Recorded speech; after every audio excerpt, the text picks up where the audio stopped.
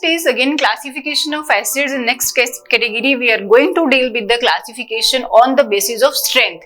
On the basis of strength of acid, acids are categorized into two categories, strong acid and weak acid. Strong as its name indicate means they are going to be do strong actions. Strong के case में क्या रहता है, undergoes complete dissociation. जब भी ये acid क्या करेगा, वाटर के कांटेक्ट में आएगा, डिसोशिएट होगा, तो it can be giving us more H positive ion. Concentration of H positive ion ज्यादा देगा, मतलब ज्यादा H पॉजिटिव आइन रिलीज करने वाला है. नेक्स्ट इज एग्जांपल, अगर इस केस में हम देखें तो HCl, HNO3, H2SO4 etcetera. As I told you these are the strongest acids and H2SO4 is strongest among these all. HCl is also strong acid, that is hydrochloric acid. HNO3 is nitric acid जो भी एक strong acid है हमारा, and H2SO4 is strongest one. This is also known as king of acids.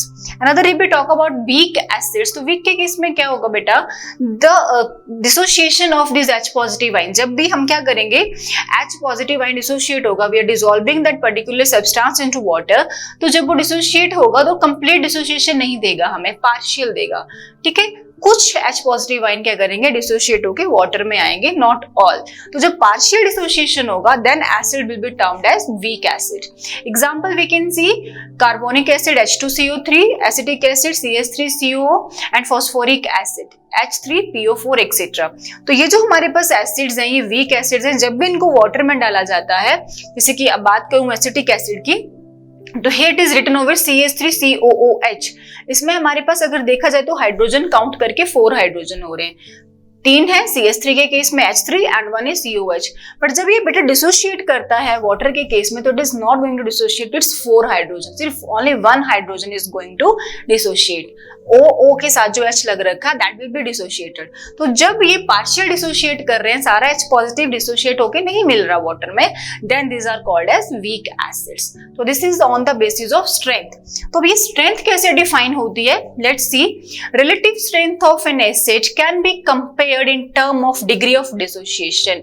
Degree of dissociation obviously कि किस degree पे वो dissociate कर रहा है. It is having in formula alpha is equal to, degree of dissociation is denoted by alpha. And alpha के लिए जो हमारे पास कंपेयर करने के लिए स्ट्रेंथ के लिए एक फॉर्मूला है, that is this: number of molecules of acid dissociated into ions. जो भी हमारे पास पर्टिकुलर एसिड है, जब वो डिसोशिएट हो रहा है इनटू आयंस, तो उसके number of molecules of acid which are dissociated into ions divided by total number of molecule of acid. ये फॉर्मूला लगा के हम इसको वेरीफाई कर सकते हैं कि एसिड स्ट्रॉन्ग है या वीक है. This is the degree of dissociation only.